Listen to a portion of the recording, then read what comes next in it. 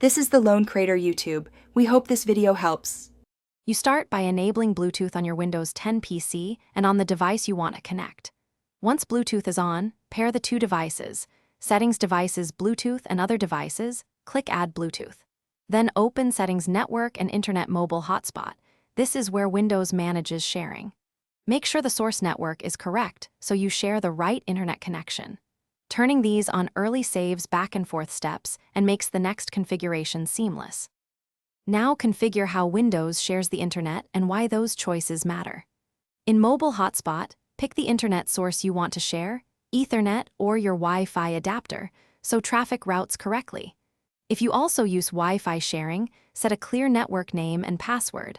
Otherwise, choose Bluetooth under Share My Internet Connection via to force a Bluetooth personal area network.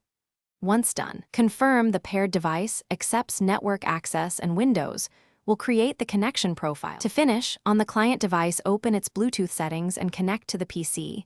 Look for network or internet access option under the paired device and select it. Once connected, test by loading a web page.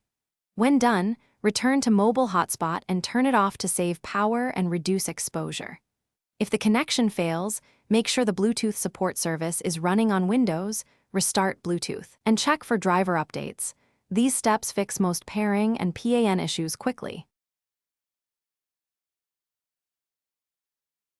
Thanks for watching.